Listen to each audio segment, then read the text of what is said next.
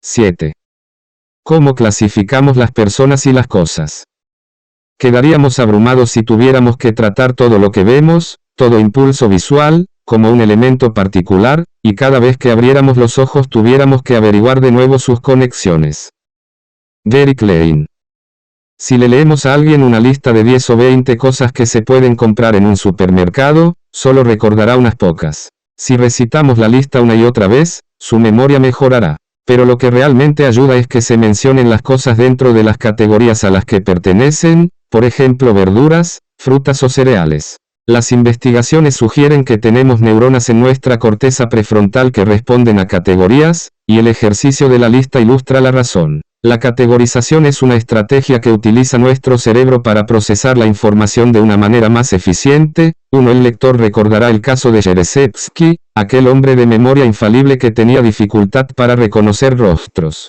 En su memoria, para cada persona tenía muchos rostros, caras vistas desde distintos ángulos, caras con distinta iluminación, caras para cada emoción y para cada matiz de intensidad emocional. La enciclopedia de rostros de la biblioteca del cerebro de Jarecki era tan gruesa y le resultaba tan difícil encontrar algo en ella, que el proceso de identificar una nueva cara comparándola con las vistas en el pasado, que es la esencia de la categorización, era igualmente dificultosa. Cada uno de los objetos y personas con los que nos encontramos en el mundo es único, pero no funcionaríamos demasiado bien si los percibiéramos como tales. No disponemos del tiempo ni del ancho de banda cerebral para observar y considerar todos y cada uno de los detalles de cada uno de los objetos de nuestro entorno. Lo que hacemos es aprovechar unos pocos rasgos destacados que si observamos para asignar el objeto a una categoría, y luego basamos nuestra evaluación del objeto en la categoría y no en el objeto en sí mismo.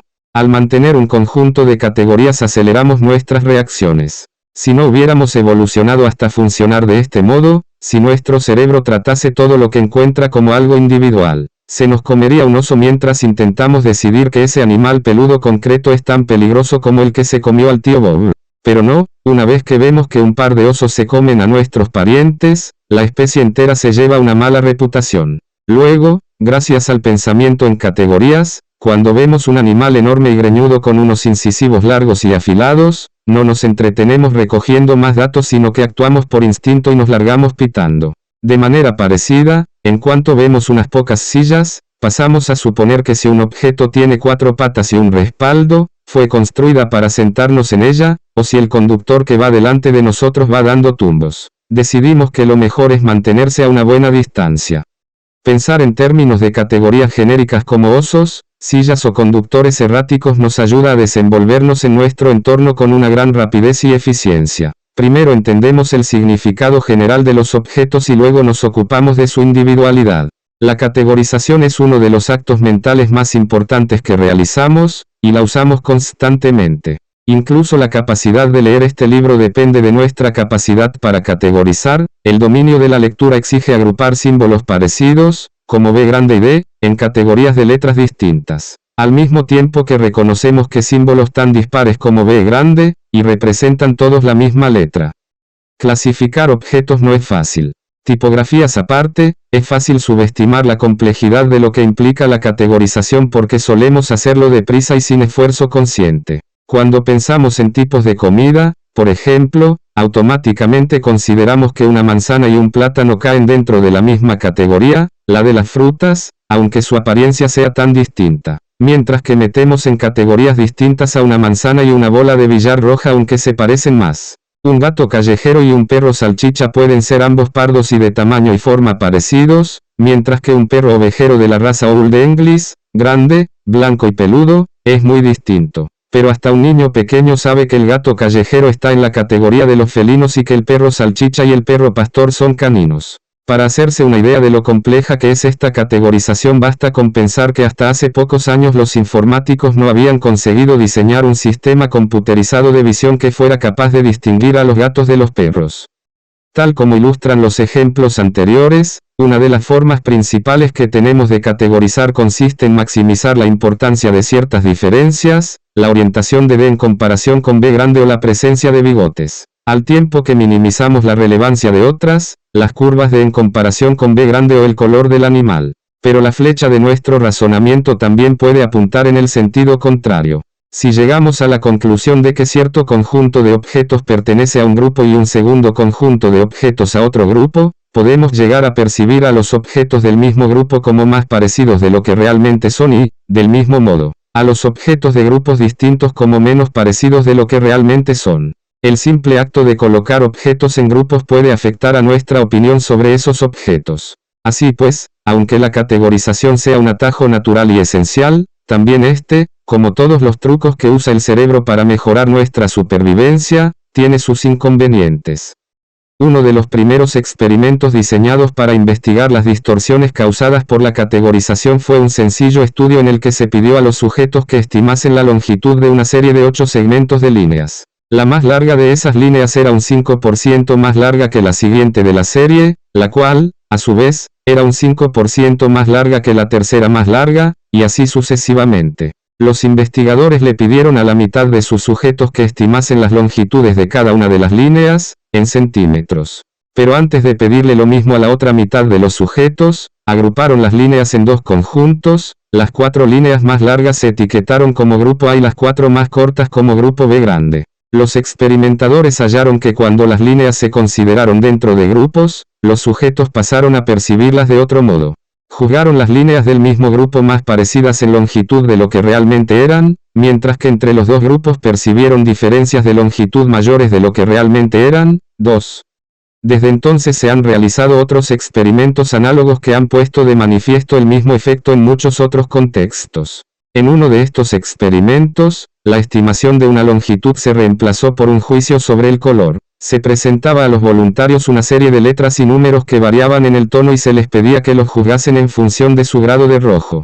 Los voluntarios que recibieron las muestras de color con los caracteres más rojos agrupados los juzgaron más parecidos en color y más diferentes del otro grupo que los voluntarios que evaluaron las mismas muestras sin que fueran previamente agrupadas. 3. En otro estudio, los investigadores encontraron que si se le pregunta a la gente de una ciudad que estime la diferencia de temperatura entre el 1 de junio y el 30 de junio, tienden a subestimarla. Pero si se les pide que estimen la diferencia de temperatura entre el 15 de junio y el 15 de julio, la sobreestiman. 4. La agrupación artificial de días en meses sesga nuestra percepción. 2 días del mismo mes nos parecen más parecidos entre sí que 2 días con la misma separación que caigan en meses distintos, por mucho que el intervalo de tiempo entre ellos sea idéntico.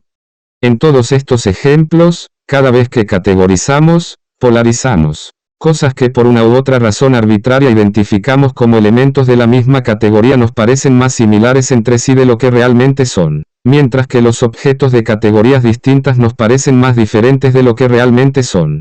La mente inconsciente transforma diferencias borrosas y matices sutiles en distinciones nítidas. Su objetivo es borrar los detalles irrelevantes al tiempo que conserva la información de lo que es importante. Cuando logra hacerlo bien, simplifica nuestro entorno y nos permite desenvolvernos en él con mayor rapidez y facilidad. Cuando el resultado es inapropiado, distorsiona nuestras percepciones, a veces con resultados perniciosos para otros o incluso para nosotros mismos. Esto es cierto sobre todo cuando nuestra tendencia a categorizar afecta al modo en que vemos a otras personas, cuando los médicos de una clínica determinada, los abogados de cierto bufete, los fans de un deporte de equipo o las personas de una misma raza o grupo étnico nos parecen más semejantes entre ellos de lo que realmente lo son. Un abogado de California escribió sobre el caso de un joven salvadoreño que había sido el único empleado que no era blanco en una fábrica de embalajes de una zona rural. Le habían negado un ascenso y luego lo habían despedido por llegar tarde de manera habitual y por ser demasiado despreocupado. El hombre alegó que lo mismo podía decirse de cualquiera de los otros, pero la tardanza de estos pasaba desapercibida. Según decía, cuando alguno de los otros llegaba tarde el patrono entendía que a veces un enfermo en la familia, un problema con uno de los hijos o un problema con el coche puede hacer que uno llegue tarde. Pero cuando se trataba de él, lo de llegar tarde se atribuía automáticamente a holgazanería. Sus defectos se amplificaban, decía, y se ignoraban sus logros.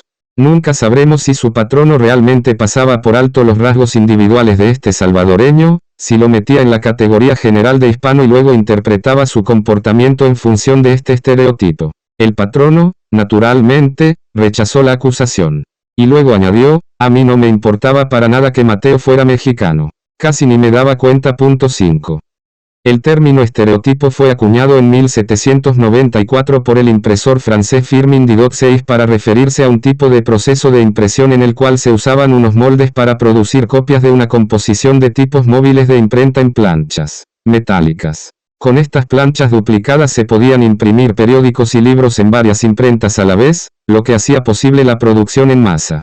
El término fue utilizado por primera vez con su significado actual por el periodista e intelectual norteamericano Walter Lippmann en su obra de 1922 La opinión pública, un análisis crítico de la democracia moderna y el papel que juega el público en determinar su curso. A Lippmann le preocupaba la creciente complejidad de los asuntos que afrontaban los votantes y la manera en que estos desarrollaban sus opiniones sobre aquellos asuntos. Le preocupaba especialmente el papel de los medios de comunicación de masas. Con un lenguaje que parece extraído de un artículo académico actual sobre la psicología de las categorías, Lippmann escribió, el entorno real es demasiado grande, demasiado complejo y demasiado fugaz para que pueda conocerse de forma directa. Y aunque tenemos que actuar en ese entorno, tenemos que reconstruirlo sobre un modelo más simple antes de poder manejarlo.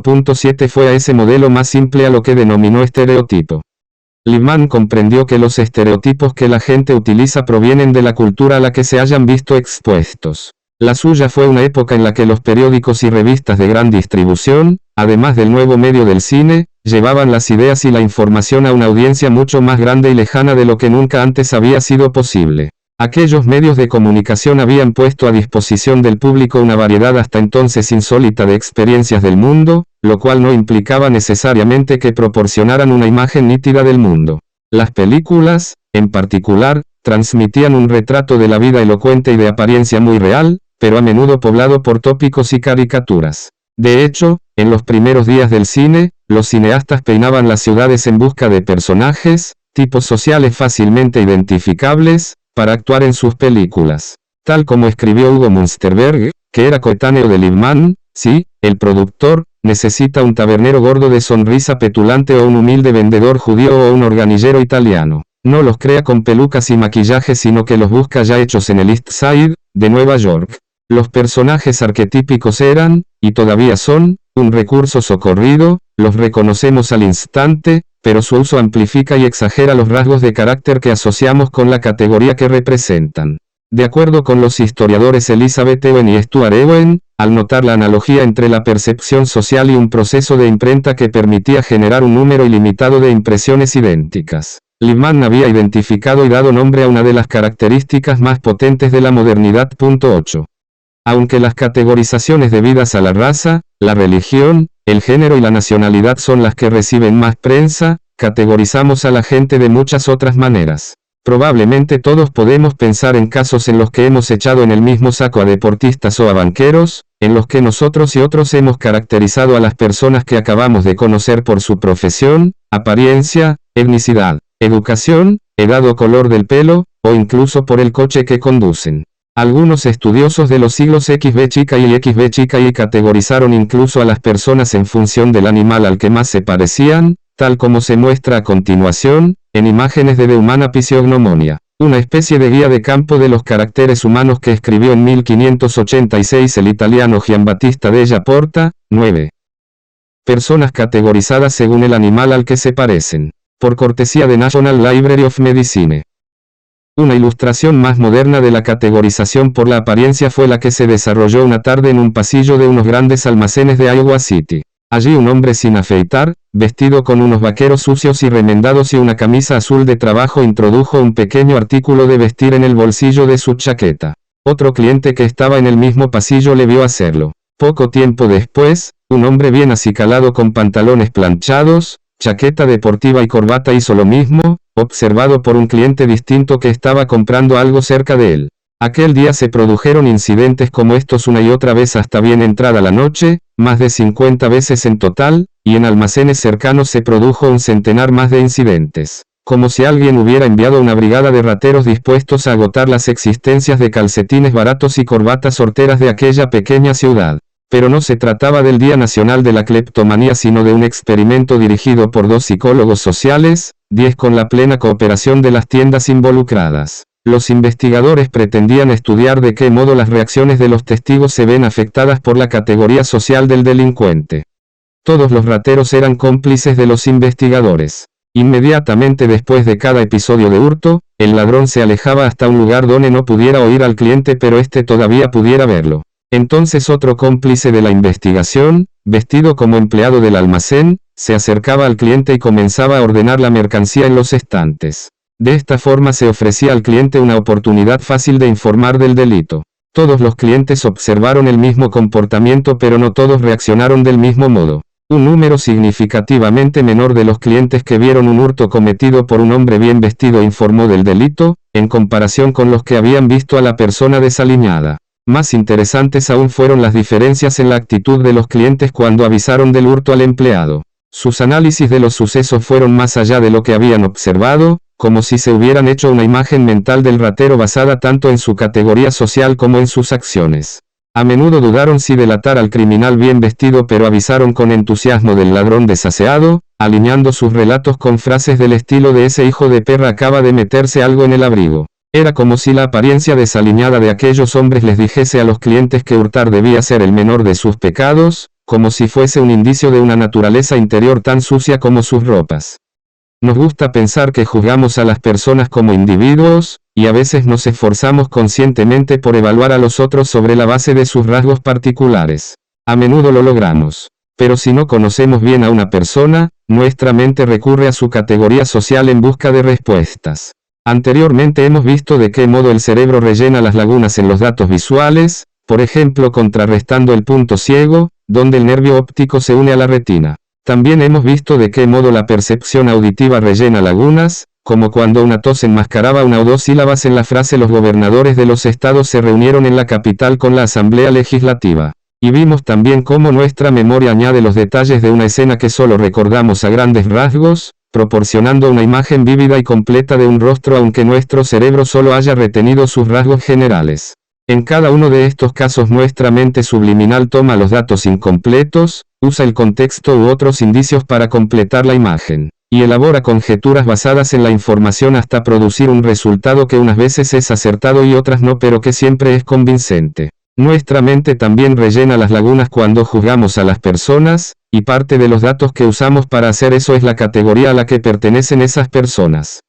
Si hoy comprendemos que en la raíz del prejuicio se encuentran los sesgos perceptuales de categorizaciones gracias sobre todo al psicólogo Henry Tajfel, el cerebro que había detrás del estudio sobre la longitud de las líneas. Hijo de un hombre de negocios polaco, Tajfel se podría haber convertido en un químico olvidado en lugar de un pionero de la psicología social de no haber sido por la categoría social a la que él mismo era asignado. Tajfel era judío, una identificación de categoría que significaba que tenía prohibido matricularse en la universidad, al menos en Polonia. Así que se mudó a Francia. Allí estudió química, pero no tenía pasión por esta disciplina y prefería disfrutar de las fiestas o, como decía un colega suyo, saborear la cultura francesa y la vida parisina. 11 Sus fiestas se acabaron cuando comenzó la Segunda Guerra Mundial y, en noviembre de 1939, se alistó en el ejército francés. Aún menos festivo fue el lugar donde acabó, un campo alemán para prisioneros de guerra. En él, Tajfel se vio expuesto a los extremos de categorización social que, según él mismo diría más tarde, lo conducirían a su carrera en la psicología social. Los alemanes exigieron conocer el grupo social al que pertenecía Tajfel. ¿Era francés? ¿Judío francés? ¿Judío de algún otro sitio? Aunque los nazis creían que los judíos eran menos que humanos, distinguían entre pedigríes de judíos, cual vinicultores que distinguieran entre las denominaciones de origen de unos vinos rancios. Ser francés significaba ser tratado como un enemigo. Ser judío francés significaba ser tratado como un animal. Admitir que era judío polaco significaba una muerte rápida y cierta. Nada importaban sus rasgos personales o la calidad de su relación con sus captores alemanes, como más tarde señalaría, si su identidad era descubierta. Sería su clasificación como judío polaco lo que determinaría su destino. 12 Pero mentir también suponía un peligro, así que, ante aquel menú de estigmas, Tajfel escogió el plato de en medio. Se pasó los 4 años siguientes fingiendo que era un judío francés. 13 Fue liberado en 1945 y en mayo de aquel año, según sus palabras, fue vomitado como otros cientos de un tren especial al llegar a la Gare d'Orsay en París, donde pronto descubrí que prácticamente ninguna de las personas que conocía en 1939, incluida mi familia, había sobrevivido. 14 Tajfel pasó los 6 años siguientes trabajando con refugiados de guerra, sobre todo niños y adolescentes, y reflexionando sobre las relaciones entre el pensamiento categórico, la asignación de estereotipos y el prejuicio. En opinión del psicólogo William Peter Robinson, el actual conocimiento teórico de aquellos sujetos se remonta casi sin excepción a los desarrollos teóricos y las intervenciones directas de investigación realizadas por Tajfel. 15. Por desgracia, igual que pasó con otros pioneros, la disciplina necesitó varios años para hacer suyas las nuevas ideas de Tajfel. Aún bien entrada la década de 1980, muchos psicólogos veían en la discriminación una conducta consciente e intencionada y no un comportamiento que frecuentemente surge de procesos cognitivos normales e inevitables relacionados con la vital propensión del cerebro a categorizar. 16 En 1998, sin embargo, un trío de investigadores de la Universidad de Washington publicó un artículo que, a juicio de muchos, proporciona indicios indirectos de que la asignación inconsciente o implícita de estereotipos es la regla, no la excepción. 17 Presentaban en este artículo una herramienta informática llamada test de asociación implícita o TAI, que se ha convertido en uno de los instrumentos estándar para medir hasta qué grado una persona asocia inconscientemente.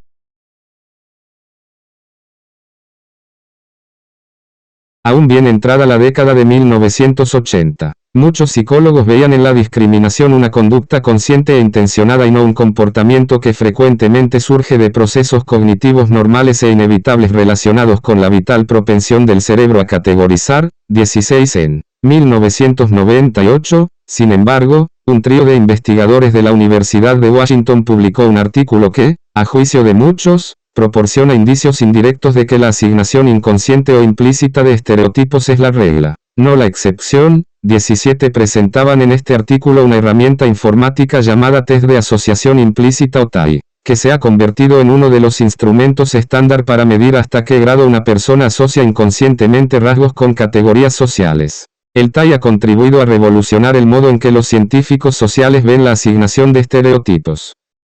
En su artículo, los pioneros del TAI pedían a sus lectores que considerasen un experimento mental. Supongamos que nos muestran una serie de palabras para designar parientes masculinos o femeninos, como hermano o tía, y se nos pide que digamos hola cuando nos presenten un pariente masculino y adiós cuando nos presenten un pariente femenino. En la versión informática veríamos las palabras en un monitor y responderíamos presionando letras en un teclado.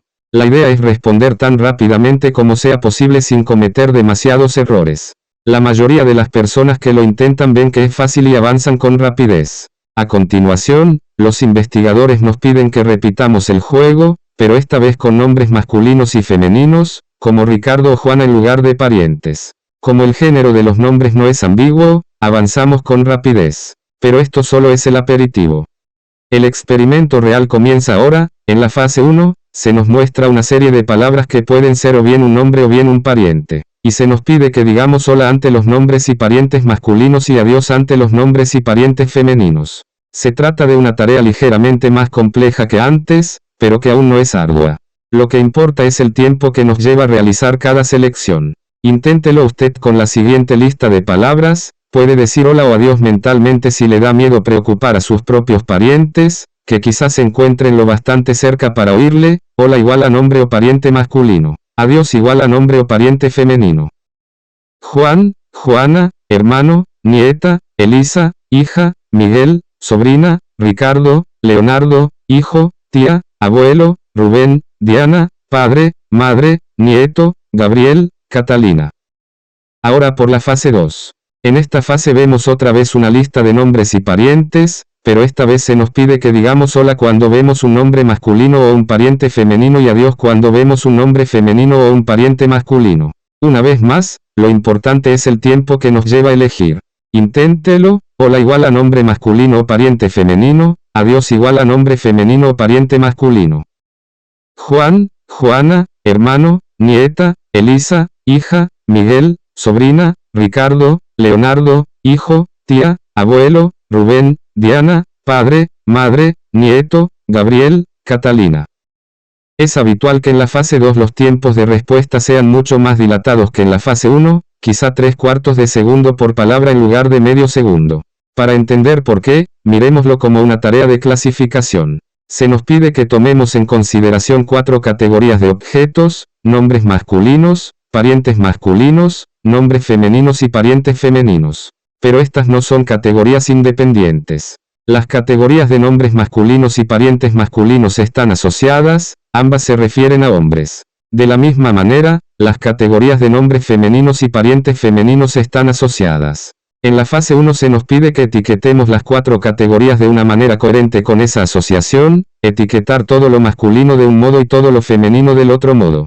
Sin embargo, en la fase 2 se nos pide que nos olvidemos de esa asociación, que etiquetemos lo masculino de una manera cuando vemos un nombre de persona y de un modo distinto cuando vemos un pariente, y que también etiquetemos los términos femeninos de forma distinta dependiendo de si el término es un nombre o un pariente. Eso es complicado, y la complejidad come recursos mentales y nos hace ir más despacio. Ese es el punto crucial del TAI, cuando el etiquetado que se nos pide que hagamos sigue nuestras asociaciones mentales, lo hacemos deprisa, pero cuando se cruzan asociaciones, nos hace ir más despacio. En consecuencia, al examinar la diferencia de velocidad entre los dos modos en que se nos pide que etiquetemos, los investigadores pueden sondear hasta qué punto una persona asocia rasgos con categorías sociales. Por ejemplo, supongamos que en lugar de palabras que designan parientes masculinos y femeninos, nos mostraran términos relacionados con las ciencias o las artes. Si no tenemos ninguna asociación mental que vincule los hombres con la ciencia y las mujeres con las artes, no importará que digamos hola para nombres masculinos y términos científicos y adiós para nombres femeninos y términos artísticos. Hola para los nombres masculinos y los términos artísticos y adiós para los nombres femeninos y los términos científicos. No habría diferencia entre la fase 1 y la fase 2. En cambio, si tenemos fuertes asociaciones que vinculen las mujeres con las artes, como ocurre en la mayor parte de la gente, el ejercicio sería muy parecido a la tarea original, con parientes masculinos y femeninos y nombres masculinos y femeninos. Y habría una diferencia considerable en los tiempos de respuesta de la fase 1 y la fase 2.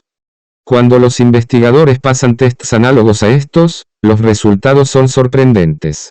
Encuentran, por ejemplo, que aproximadamente la mitad de la gente muestra un sesgo de fuerte a mediano hacia la asociación de los hombres con la ciencia y las mujeres con las artes, tanto si son conscientes de ese vínculo como si no. De hecho, hay una correlación baja entre los resultados de los TAI y las medidas de sesgo de género explícito o consciente, como las que se derivan de autoinformes o de cuestionarios de actitud. De manera parecida, otros investigadores han mostrado rostros blancos, rostros negros, palabras hostiles, horrible, fracaso, mal, ruin, etc., y palabras positivas, paz, alegría, amor, felicidad, etc. Si el sujeto tiene asociaciones a favor de los blancos y en contra de los negros, le llevará más tiempo clasificar palabras e imágenes cuando tiene que conectar palabras positivas con la categoría negro y palabras negativas con la categoría blanco que cuando los rostros de negros y las palabras hostiles van en la misma cesta. Alrededor del 70% de quienes han realizado el test muestran esta asociación a favor de los blancos, entre ellos muchos que se muestran, conscientemente, horrorizados al enterarse de que tienen esa actitud. Incluso entre las personas negras, muchas exhiben un sesgo a favor de los blancos en los TAI. Es difícil evitarlo cuando se vive en una cultura que abraza estereotipos negativos sobre los afroamericanos. Aunque nuestra evaluación de otra persona pueda parecernos racional y deliberada, está fuertemente influida por procesos automáticos e inconscientes. El tipo de procesos de regulación de las emociones que se desarrollan en la corteza prefrontal ventromedial. De hecho, se ha visto que los daños a la CPB-M eliminan la asignación inconsciente de estereotipos de género. 18 Tal como comprendió Walter Lippmann, no podemos evitar absorber mentalmente las categorías definidas por la sociedad en la que vivimos, pues impregnan las noticias, los programas de televisión, las películas, todos los aspectos de nuestra cultura. Y como por naturaleza nuestro cerebro categoriza, somos vulnerables a la propensión a actuar de acuerdo con las actitudes que esas categorías representan. Pero antes de que a alguien se le ocurra incorporar la destrucción de la CPB-M a los cursos de formación de directores de su compañía, conviene recordar que la propensión a categorizar, incluso a categorizar personas, es casi siempre una bendición. Es lo que nos permite comprender la diferencia entre un conductor de autobús y un pasajero, entre un dependiente de una tienda y un cliente, entre un recepcionista y un médico, entre un maitre y un camarero, y todos los desconocidos con los que interaccionamos, sin tener que hacer una pausa para averiguar conscientemente qué papel desempeña cada uno en cada nueva situación. El reto no es dejar de categorizar sino aprender a ser conscientes de cuándo, al hacerlo, dejamos de ver a un individuo por quien realmente es. El pionero de la psicología Gordon Allport escribió que las categorías saturan todo lo que contienen con el mismo aroma ideacional y emocional. 19 en apoyo de lo cual citaba un experimento realizado en 1948 en el que un científico social canadiense escribió a 100 complejos turísticos que se habían anunciado en periódicos durante las vacaciones. 20 El científico envió 2 cartas a cada complejo solicitando alojamiento en la misma fecha. Una de las cartas la firmó como Mr. Lockwood y la otra como Mr. Greenberg. Mr. Lockwood recibió respuestas con una oferta de alojamiento de 95 de los complejos. Mr. Greenberg recibió esa respuesta de tan solo 36 de los complejos turísticos. Es obvio que la decisión de rechazar a Mr. Greenberg no se debió a méritos propios sino a la categoría religiosa a la que supuestamente pertenecía. Asterisco. Prejuzgar a las personas por la categoría social a la que pertenecen es una tradición consagrada por el tiempo incluso entre quienes defienden a los desfavorecidos. Para muestra, un botón. La siguiente cita es de un destacado defensor de la igualdad. La nuestra es una lucha sin pausa contra la degradación que intentan infligir sobre nosotros los europeos, cuyo deseo es degradarnos al nivel de los brutos kafir, negros africanos, cuya sola ambición es conseguir cierto número de vacas para comprar con ellas una esposa, y abandonarse después a una vida entre la indolencia y la desnudez. 21. ¿Quién esto es?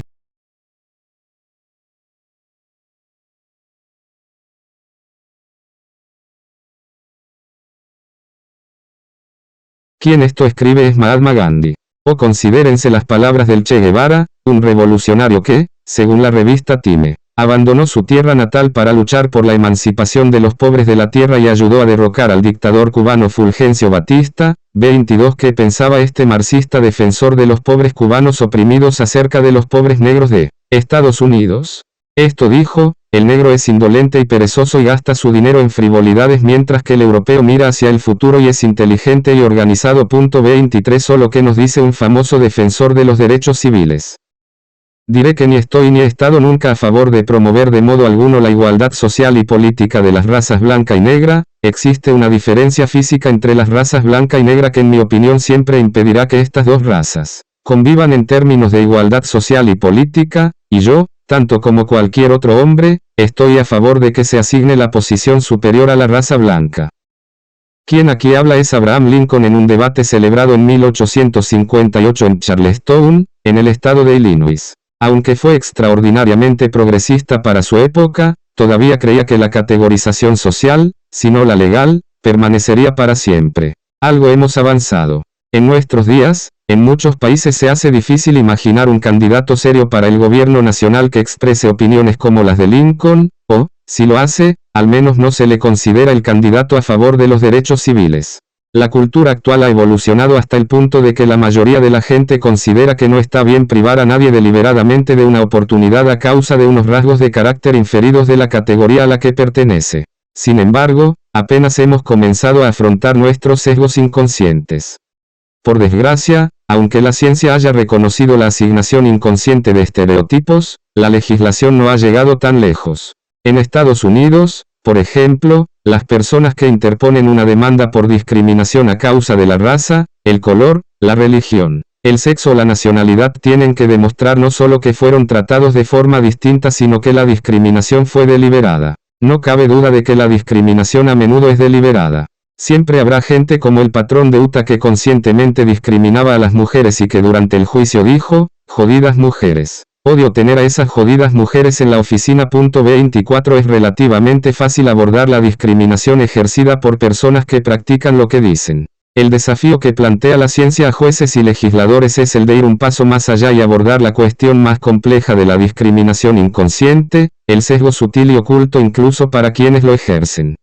Todos podemos luchar personalmente contra el sesgo inconsciente, pues la investigación ha demostrado que nuestra tendencia a categorizar a las personas puede verse influida por nuestros objetivos conscientes. Si somos conscientes de nuestros sesgos y tenemos la motivación para superarlos, podemos hacerlo.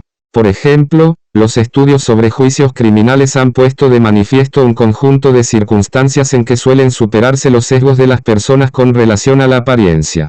En particular, se sabe desde hace tiempo que las declaraciones de culpabilidad y las recomendaciones de castigo están influidas subliminalmente por el aspecto del acusado. 25. Sin embargo, por lo general los acusados más atractivos reciben un trato menos severo solamente cuando están acusados de delitos menores como infracciones de tráfico o estafas, pero no cuando la acusación es de un delito más grave como el asesinato. Nuestro juicio inconsciente, que depende en buena medida de las categorías que asignamos a las personas, siempre compite con nuestro pensamiento consciente, más deliberado y analítico, que puede verlas como individuos.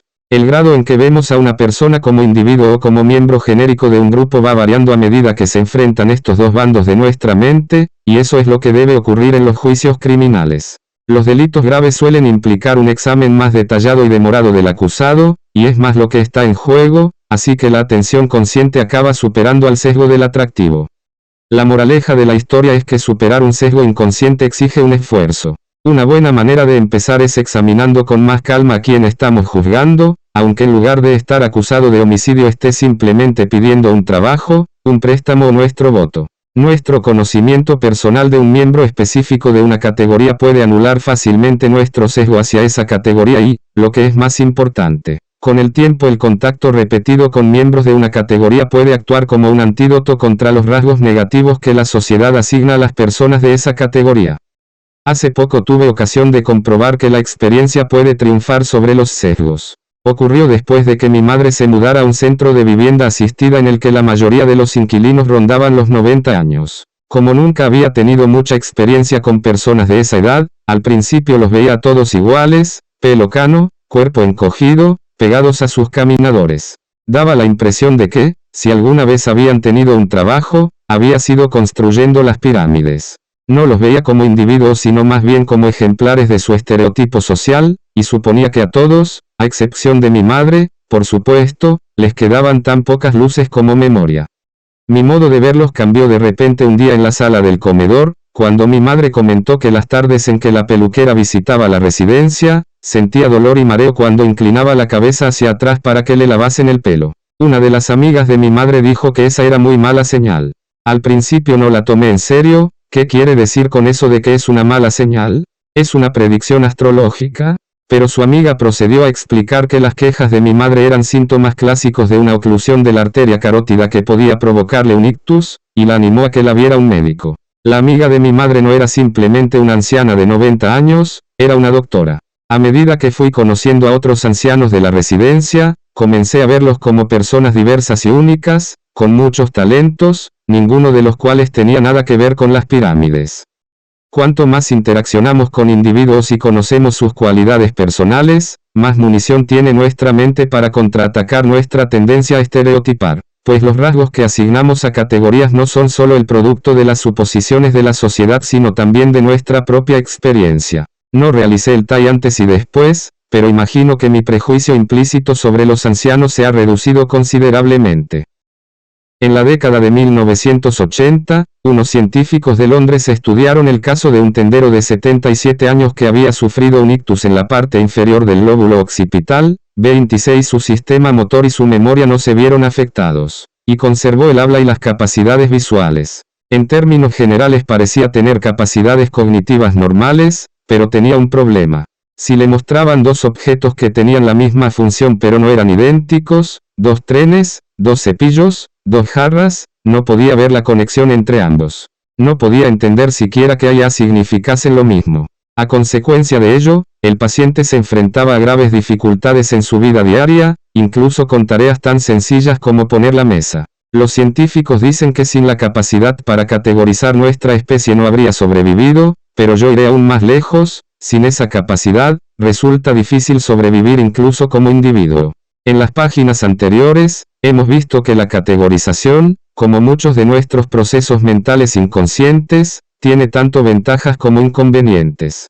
En el capítulo siguiente, descubriremos lo que ocurre cuando nos categorizamos a nosotros mismos, cuando nos definimos como individuos conectados por algún rasgo con otros individuos. ¿Cómo afecta eso a la manera como vemos y tratamos a quienes están en nuestro grupo y a quienes están fuera? 8. Propios y extraños. Todos los grupos desarrollan una forma de vida con códigos y creencias característicos. Gordon Allport.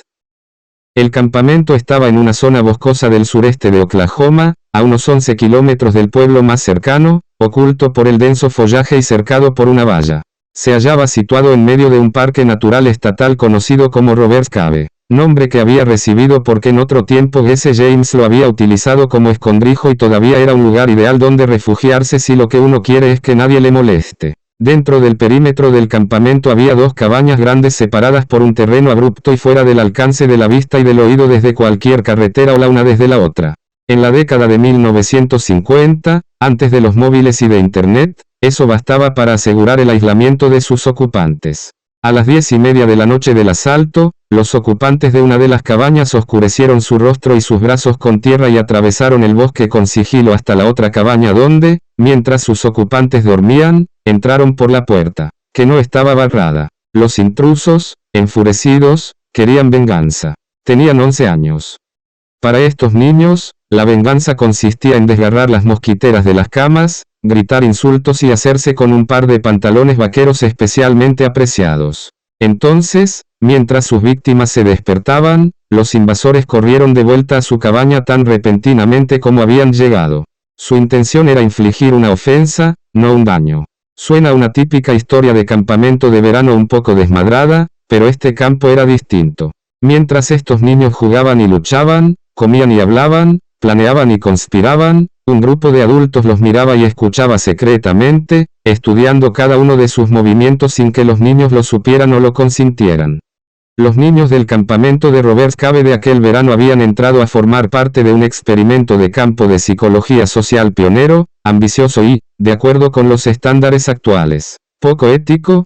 Según un informe posterior sobre el estudio, los sujetos del experimento se habían seleccionado cuidadosamente para que fueran uniformes. Un investigador examinó laboriosamente a cada uno de los niños antes de reclutarlo para el experimento, observándolo a escondidas en el patio de juego y analizando sus informes escolares. Todos los sujetos eran de clase media, protestantes, blancos y de inteligencia media. Todos eran niños equilibrados que acababan de acabar el quinto curso. Nadie conocía a nadie. Tras seleccionar a unos 200 sujetos potenciales, los investigadores se dirigieron a sus padres para ofrecerles un buen trato. Podían apuntar a su hijo en un campamento de verano de 3 semanas por una cuota mínima con la condición de que no tuvieran contacto con el niño durante todo ese periodo. Los investigadores explicaron a los padres que a lo largo de ese periodo estudiarían a los niños y sus interacciones en actividades de grupo. 22 parejas de padres mordieron el anzuelo. Los investigadores dividieron a los niños en dos grupos de 11 intentando que fueran lo más parecidos posible en cuanto a altura, peso, destreza atlética, popularidad y ciertas habilidades relacionadas con las actividades que realizarían en el campamento. Los grupos se formaron por separado, sin decirles de la existencia del otro grupo, y durante la primera semana se mantuvieron aislados. A lo largo de aquella semana hubo realmente 2 campamentos en Roberts Cave, pues los niños de cada uno de los grupos desconocían la existencia del otro grupo. Mientras los niños jugaban a béisbol, cantaban y hacían otras actividades propias de los campamentos, eran observados de cerca por sus monitores, que en realidad eran investigadores que los estudiaban y en secreto tomaban notas. Uno de los intereses de los investigadores era si, cómo y por qué cada uno de los 2 conjuntos de niños se constituirían en grupos cohesionados. Así fue. Cada grupo desarrolló su propia identidad, eligió un nombre, serpientes y águilas, creó una bandera y llegó a compartir canciones preferidas y prácticas y normas peculiares distintas de las del otro grupo. Pero el interés principal del estudio era investigar, una vez desarrollados los grupos, cómo y por qué reaccionarían a la presencia de un nuevo grupo, así que al finalizar la primera semana, pusieron en contacto a serpientes y águilas. Las películas y novelas que sitúan la acción en el pasado distante o en un futuro posapocalíptico nos advierten de que siempre debemos acercarnos con sumo cuidado a los grupos aislados de Homo sapiens, pues sus miembros serán más propensos a cortarnos la nariz que a ofrecernos un regalo de incienso. El físico Stephen Hawking abrazó esta opinión en una célebre ocasión, cuando dijo que sería mejor andarse con cuidado con los alienígenas antes que invitarlos a tomar el té. La historia colonial de nuestra especie parece confirmarlo. Cuando miembros de un pueblo arriban a las costas de otro con una cultura muy diferente, pueden decir que vienen en son de paz, pero no tardan en comenzar a disparar. En el caso que nos ocupa, serpientes y águilas tuvieron su momento colón a principios de la segunda semana, cuando un observador monitor desveló por separado a cada grupo la existencia del otro. Los dos grupos reaccionaron de manera parecida, retando al otro a un torneo de deporte. Tras unas pocas negociaciones dispusieron que a la semana siguiente se realizara una serie de eventos que incluían partidos de béisbol, torneos del juego de la soga, competiciones de montaje de tiendas y una caza del tesoro. Los monitores del campamento estuvieron conformes con proporcionar trofeos, medallas y premios para los ganadores. No hizo falta mucho para que águilas y serpientes se embarcaran en la misma dinámica de tantísimas otras facciones enfrentadas que les habían precedido. El primer día de la competición, tras perder en el juego de la soga, las águilas, de vuelta a su cabaña, pasaron por el campo de béisbol donde las serpientes habían izado su bandera en lo alto de la valla del receptor. Una parte de las águilas, excitados por la derrota, subieron y la quitaron. Entonces le prendieron fuego y cuando se apagó volvieron a ponerla en su sitio. Los monitores no respondieron de ningún modo a la quema de la bandera, con la excepción de tomar nota del hecho debidamente y a escondidas. Y entonces organizaron el siguiente encuentro de los miembros de los dos grupos, a quienes dijeron que ahora les tocaba competir en baloncesto y otras actividades. A la mañana siguiente, después del desayuno, las serpientes fueron conducidas hasta el campo de béisbol donde, mientras aguardaban la llegada de las águilas, descubrieron la bandera quemada. Los investigadores observaron mientras las serpientes planeaban su venganza, que se tradujo en una pelea en cuanto aparecieron las águilas. Los monitores observaron un rato y luego intervinieron para acabar con la riña. Pero la disputa continuó con el asalto de las serpientes a la cabaña de las águilas a la noche siguiente, además de otros sucesos en días sucesivos. Los investigadores tenían la esperanza de que al montar dos grupos con metas competitivas pero sin diferencias inherentes, podrían observar la generación y evolución de estereotipos sociales despectivos, auténtica hostilidad entre grupos y el resto de los síntomas de los conflictos entre grupos por los que son bien conocidos los humanos. Sus expectativas no se vieron decepcionadas. En la actualidad aquellos niños de Roberts Cave ya están en edad de jubilación, pero la historia de aquel verano y el análisis que hicieron los investigadores de los acontecimientos todavía se citan en la literatura psicológica. Los humanos siempre hemos vivido en grupos. Si competir en un juego de la soga basta para generar hostilidad entre grupos, ¿qué hostilidad no se generaría entre grupos de humanos con demasiadas bocas que alimentar y demasiados pocos cadáveres de elefante para comer? En la actualidad pensamos en la guerra como en algo basado al menos en parte en ideologías, pero la más fuerte de estas es la necesidad de agua y alimento. Mucho antes de que se inventase el comunismo, la democracia o las teorías de superioridad racial, era habitual que los grupos de humanos vecinos luchasen unos con otros o incluso se masacrasen. Inspirados por la competencia por los recursos, en estos entornos, un sentido muy evolucionado del nosotros contra ellos habría sido crucial para la supervivencia. También había un sentido del nosotros contra ellos dentro de los grupos, pues, como en otras especies de homínidos, los humanos prehistóricos forjaban alianzas y coaliciones dentro de sus propios grupos.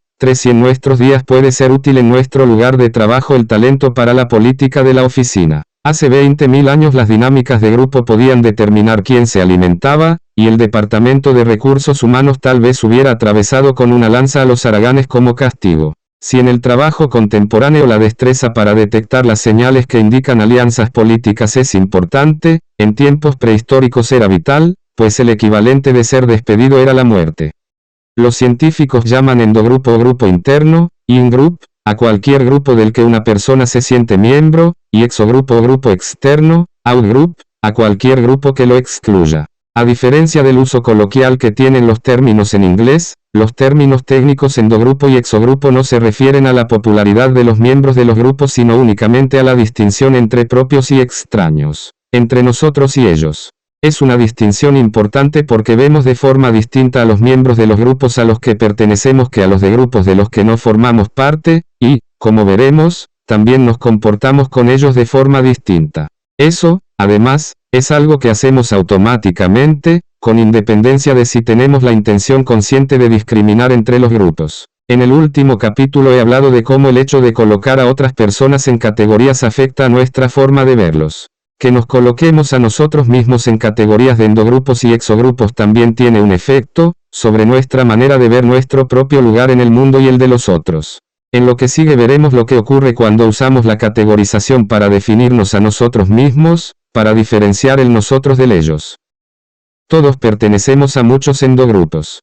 A consecuencia de ello, la identificación que hacemos de nosotros mismos cambia de una situación a otra. En distintos momentos, la misma persona puede verse a sí misma como una mujer, una ejecutiva, una empleada de Disney, una brasileña o una madre dependiendo de cuál sea relevante o cuál la haga sentirse bien en ese momento. Cambiar la afiliación de endogrupo que adoptamos para el momento es un truco que todos utilizamos y que nos ayuda a mantener una apariencia alegre, puesto que los endogrupos con los que nos identificamos son un componente importante de la autoimagen, la imagen que nos hacemos de nosotros mismos. En estudios experimentales y de campo se ha encontrado que la gente está dispuesta a hacer grandes sacrificios económicos si eso les ayuda a establecer el sentimiento de pertenecer a un endogrupo del que aspiran a formar parte. 4. Esa es una de las razones de que, por ejemplo, la gente pague tanto por ser miembros de un club de campo exclusivo, aunque no utilicen sus instalaciones. En una ocasión, un ejecutivo de videojuegos compartió conmigo un buen ejemplo de la disposición a dar dinero a cambio del prestigio de una identidad de endogrupo deseada.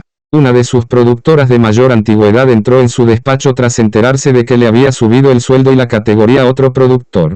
Le explicó que a ella no podría ascenderla durante un tiempo a causa de limitaciones presupuestarias.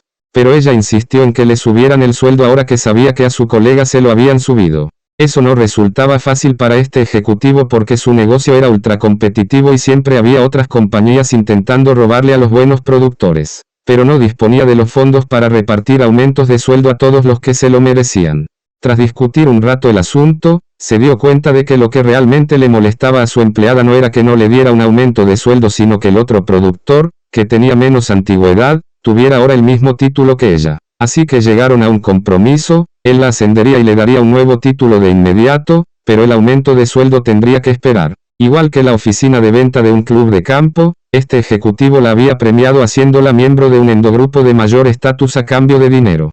Los publicistas están muy atentos a este tipo de dinámicas.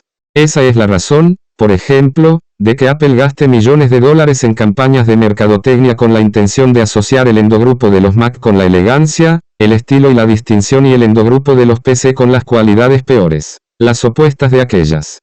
Una vez que pensamos en nosotros mismos como miembros de un endogrupo exclusivo, club de campo, rango de ejecutivo, usuario de ordenador, las opiniones de los otros miembros del grupo se van infiltrando en nuestro modo de pensar y matizan la forma en que percibimos el mundo. Los psicólogos denominan normas de grupo a esas formas de ver las cosas. Quizá la ilustración más pura de su influencia provenga del hombre que concibió el estudio de Robert Cave.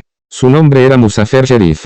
De origen turco, había emigrado a Estados Unidos para hacer un doctorado, que defendió en la Universidad de Columbia en 1935. Su disertación se centró en la influencia de las normas de grupo sobre la visión. Uno diría que la visión es algo que surge de un proceso objetivo, pero el trabajo de Sherif demostró que una norma de grupo puede afectar a algo tan básico como la manera en que percibimos un punto de luz.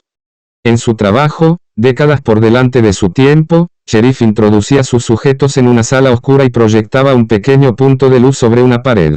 Al cabo de unos instantes, el punto parecía moverse, pero era solo una ilusión.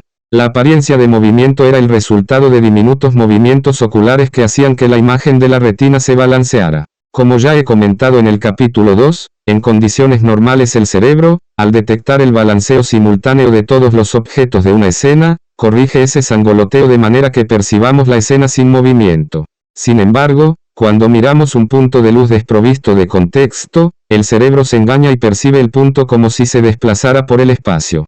Además, como no hay otros objetos que sirvan de referencia, la magnitud del movimiento está abierta a un amplio grado de interpretación. Si se le pregunta a varias personas cuánto se ha movido el punto, se obtienen respuestas muy diferentes.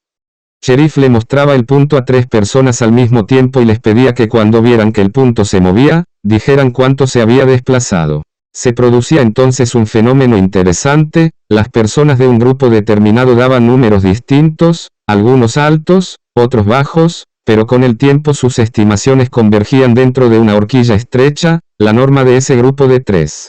Aunque la norma variaba ampliamente de un grupo a otro, dentro de cada grupo los miembros llegaban a acordar una norma sin necesidad de discutirlo ni de que los incitaran a hacerlo. Más aún, cuando unas semanas más tarde se invitó a algunas de las personas a repetir el experimento, pero esta vez de manera individual, replicaron las estimaciones a las que había llegado su grupo. La percepción del endogrupo de los sujetos se había convertido en su percepción. Vernos a nosotros mismos como miembros de un grupo marca automáticamente a toda persona como miembro de nosotros o de ellos. Algunos de nuestros endogrupos, como la familia, los compañeros de trabajo o la pandilla de ciclismo, incluyen únicamente personas que conocemos. Otros, como las mujeres, los hispanos o la tercera edad, son grupos más amplios que la sociedad define y a los que asigna características. Pero todos los endogrupos a los que pertenecemos están formados por definición por personas que en nuestra percepción tienen algo en común con nosotros. Esta experiencia o identidad compartida nos lleva a ver nuestro destino interconectado con el destino del grupo y, por tanto, a ver los éxitos y fracasos del grupo como nuestros. Es natural, entonces, que guardemos un lugar especial en nuestros corazones para los miembros de nuestros endogrupos. Tal vez no nos guste la gente en general, pero por mucho o poco que nos gusten los otros seres humanos, a nuestro yo subliminal tienden a gustarle más los miembros de nuestros endogrupos. Pensemos en el endogrupo definido por nuestra profesión. En un estudio, los investigadores pidieron a sus sujetos que puntuasen en una escala de 1 a 100 la agradabilidad de médicos, abogados, camareros y peluqueros. 5. La gracia del experimento era que cada uno de los sujetos era médico, abogado, camarero o peluquero. Los resultados fueron muy coherentes. Los miembros de 3 de las 4 profesiones dieron una puntuación media a los miembros de las otras profesiones, con una agradabilidad de alrededor de 50. En cambio, otorgaron una puntuación significativamente más alta a los de su propia profesión, alrededor de 70. Solo hubo una excepción, los abogados, que vieron del mismo modo a las otras profesiones y a la suya propia, dándoles a todos alrededor de 50 puntos. Eso seguro que a todos les traerá a la mente algún chiste de abogados, así que no hace falta que yo cuente ninguno. Conviene aclarar, no obstante, que el hecho de que los propios abogados no prefieran a sus colegas no se debe necesariamente a que la única diferencia entre un abogado y un siluro es que uno es un carroñero del fondo y el otro es un pez. De los 4 grupos evaluados por los investigadores, los abogados, como se sabe, conforman el único cuyos miembros de manera habitual se oponen a otros de su propio grupo. De manera que mientras que otros abogados pueden estar en el endogrupo de cierto abogado o abogada, potencialmente también pueden estar en su exogrupo. A pesar de esa anomalía, las investigaciones sugieren que, por lo que respecta a la religión, la raza, la nacionalidad, el ordenador usado o nuestra unidad operativa en el trabajo, generalmente tenemos una tendencia innata a preferir a los de nuestro endogrupo. Los estudios muestran que pertenecer a un mismo grupo puede estar por encima incluso de atributos personales negativos. 6. En palabras de un investigador, a uno puede gustarle una persona como miembro del grupo al mismo tiempo que le desagrada como individuo. Este hallazgo, que la gente nos parezca más agradable solo porque estamos de algún modo asociados a ella, tiene un corolario natural. También tendemos a favorecer a los miembros de nuestro endogrupo en los tratos sociales y de negocios, y evaluamos su trabajo y productos más favorablemente de lo que lo haríamos de otro modo, aunque creamos que tratamos igual a todo el mundo. 7. Por ejemplo, en un estudio los investigadores dividieron a un conjunto de personas en grupos de 3. Cada grupo estaba emparejado con otro, y a cada uno de los grupos emparejados se les pidió que realizaran 3 tareas distintas: utilizar un juego de niños para montar una obra de arte, esbozar un plan para un proyecto de residencia de mayores y escribir una fábula simbólica con una moraleja para el lector. En cada una de las tareas, se separaba de su cohorte a uno de los miembros de cada grupo de la pareja, el no participante, que por tanto no intervenía en las tareas. Después de que cada par de grupos completara una tarea, se pedía a los 2 no participantes que puntuaran lo que habían realizado los 2 grupos. Los no participantes no tenían ningún interés personal en el resultado obtenido por su endogrupo, y los grupos no se habían constituido con arreglo a ninguna cualidad distintiva y compartida. Por consiguiente, si los no participantes fueran objetivos, uno esperaría que por término medio prefirieran los productos de su exogrupo tan a menudo como los de su endogrupo. Pero no fue así. En 2 de cada 3 casos, cuando mostraron una preferencia fue a favor de lo que había producido su endogrupo. Otra de las formas en que nos afecta la distinción entre endogrupo y exogrupo es que tendemos a pensar que los miembros de nuestro endogrupo son más variados y complejos que los del exogrupo. Por ejemplo, el investigador que realizó el estudio sobre los médicos, los abogados, los camareros y los peluqueros pidió a todos sus sujetos que estimasen en qué medida variaban los miembros de cada profesión en cuanto a creatividad, flexibilidad y varias otras cualidades. Todos consideraron que los miembros de otras profesiones eran significativamente más homogéneos que los de su propio grupo. Otros estudios han llegado a la misma conclusión respecto a grupos que difieren por la edad, la nacionalidad, el género, la raza e incluso la universidad en la que estudiaron o la sororidad a la que pertenecieron las mujeres. 8. Esa es la razón de que, como señaló un grupo de investigadores, los periódicos, controlados mayoritariamente por el establishment blanco, publiquen titulares como los negros, fuertemente divididos sobre Oriente Medio, como si fuera noticia que no todos los afroamericanos piensan igual, mientras que nunca escriben titulares como los blancos, fuertemente divididos sobre la reforma del mercado de valores. 9. Puede parecer natural que percibamos más variedad en nuestros endogrupos porque solemos conocer mejor a sus miembros como individuos. Por ejemplo, conozco personalmente a bastantes físicos teóricos, y a mí me parece que son bastante variados. Algunos les gusta la música de piano mientras que otros prefieren la de violín. Algunos leen a Nabokov mientras que otros leen a Nietzsche. Bueno, vale, a lo mejor no son tan variados. Pero supongamos que ahora pienso en los agentes financieros. Apenas conozco a ninguno, pero en mi mente los veo como un grupo aún menos variado que el de los físicos teóricos. Imagino que todos leen solamente el Wall Street Journal. Conducen coches chulos y no escuchan música sino que prefieren mirar las noticias financieras en la televisión, salvo que las noticias sean malas, entonces descorchan una botella de vino de $500. La sorpresa es que el sentimiento de que nuestro endogrupo es más variado que nuestro exogrupo no depende de que tengamos mayor o menor conocimiento de nuestro propio endogrupo, sino que la categorización de la gente en endogrupos y exogrupos basta para desencadenar ese juicio. De hecho, como veremos enseguida, nuestros sentimientos especiales hacia nuestro endogrupo persisten incluso cuando los investigadores juntan a unos extraños de manera artificial y al azar en endogrupos y exogrupos. Cuando Marco Antonio se dirigió a la multitud tras el asesinato de Julio César para decirles, en la versión que hizo Shakespeare de estos sucesos, amigos, romanos, compatriotas, prestadme vuestros oídos, lo que en realidad estaba diciendo era, miembros de mi endogrupo, miembros de mi endogrupo, miembros de mi endogrupo. Un sabio llamamiento. Hace unos cuantos años, 3 investigadores de Harvard administraron un difícil test de matemáticas a docenas de mujeres asiático-americanas de aquella misma universidad, 10 pero antes de comenzar les pidieron que rellenasen un cuestionario sobre ellas mismas. Estas mujeres asiático-americanas eran miembros de 2 endogrupos con normas que entraban en conflicto, eran asiáticas, un grupo que se considera bueno en matemáticas, y eran mujeres, un grupo que se considera malo en matemáticas. Un grupo de participantes recibieron un cuestionario en el que se les preguntaba qué lenguas hablaban ellas, sus padres y sus abuelos y cuántas generaciones de su familia habían vivido en Estados Unidos. El propósito de estas preguntas era despertar la identidad asiático-americana de aquellas mujeres. Otras participantes respondieron preguntas sobre la política de la residencia de estudiantes, y tenían el propósito de despertar su identidad como mujeres. Un tercer grupo, el grupo de control, contestó preguntas sobre su compañía de teléfono y televisión por cable. Después del test, los investigadores les aplicaron un cuestionario de salida.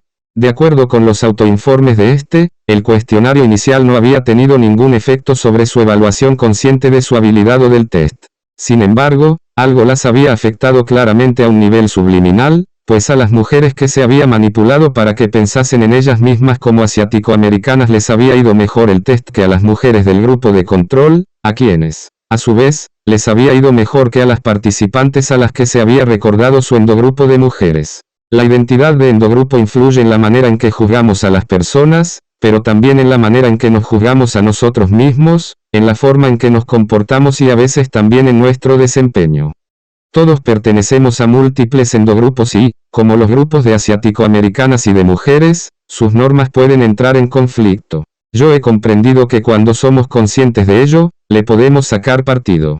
Por ejemplo, de vez en cuando me fumo un puro, y cuando lo hago siento que comparto endogrupo con mi mejor amigo de la universidad, con mi director de tesis y con Albert Einstein, 3 físicos que también sabían apreciar un buen cigarro.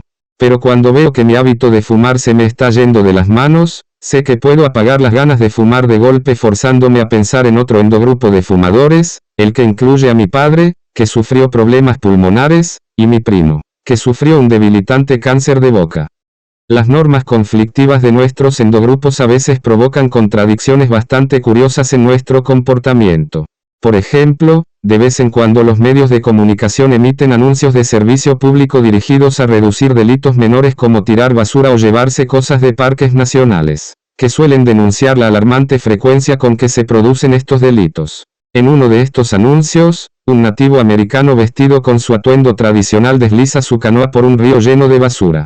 Cuando alcanza la otra orilla, que también está sembrada de basura, un conductor, un americano cualquiera, que circula por una carretera adyacente tira desde su coche un bolsa de basura, que acaba desparramándose a los pies del nativo americano. El anuncio corta entonces a un primer plano de su rostro, por el que baja una lágrima. Este anuncio explícitamente predica a nuestra mente consciente un mensaje contra el hábito de tirar basura, pero también transmite un mensaje a nuestro inconsciente, los de nuestro endogrupo, quienes, como nosotros, visitan los parques nacionales, tiran basura.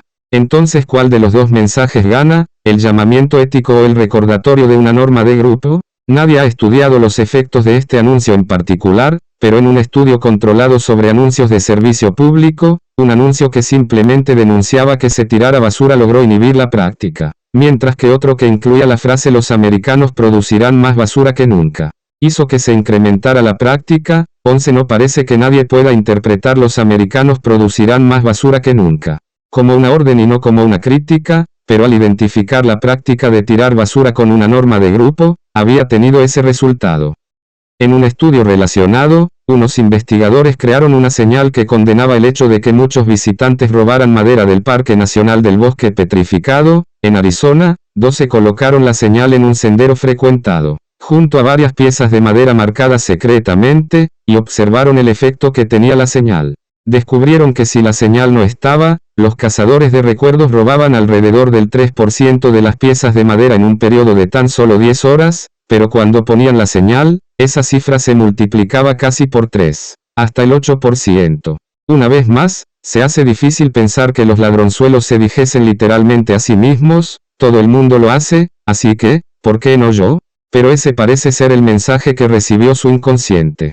Los investigadores señalaron que los mensajes que condenan pero resaltan normas sociales no deseadas son comunes y que pueden tener resultados opuestos a los buscados. Por ejemplo, la administración de una universidad puede pensar que está advirtiendo a los estudiantes cuando dice: recuerda, debes controlar el consumo de alcohol porque los botellones son frecuentes en el campus. Lo que acaba quedando del mensaje es una llamada a la acción: recuerda, los botellones son frecuentes en el campus. Cuando, de niño, intenté usar los hábitos de un amigo para justificar, pongamos por caso, ir a jugar a béisbol el sábado en vez de ir a la sinagoga, mi madre me decía algo así como: entonces, si Joe se tira a un volcán, tú también te tiras. Ahora, décadas más tarde, comprendo que debería haberle respondido: sí, mamá, los estudios dicen que lo haría.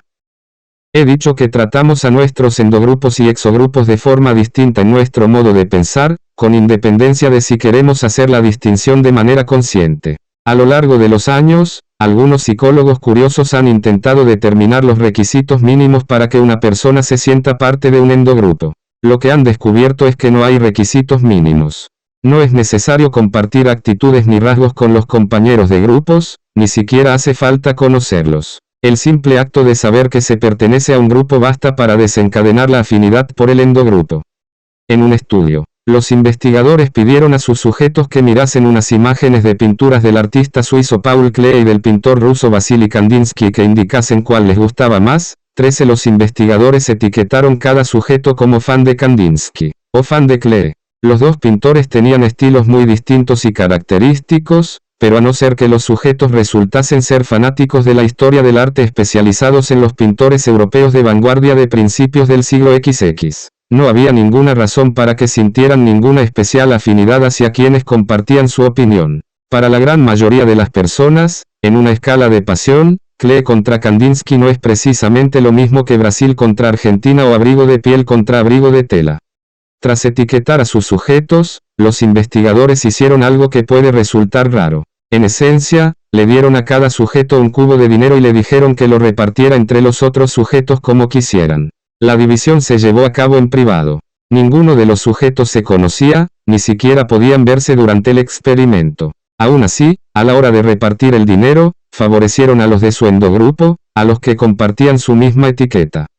Hay un gran número de investigaciones que replican el hallazgo de que nuestra identidad social basada en grupos es tan fuerte que discriminamos contra ellos a favor de nosotros aunque la regla que distinga a ellos de nosotros sea equivalente a tirar una moneda. Así es. No solo nos identificamos con un grupo sobre la base de las distinciones más endebles sino que miramos a los miembros del grupo de manera distinta aunque la pertenencia al grupo no esté relacionada con ninguna cualidad personal relevante o significativa.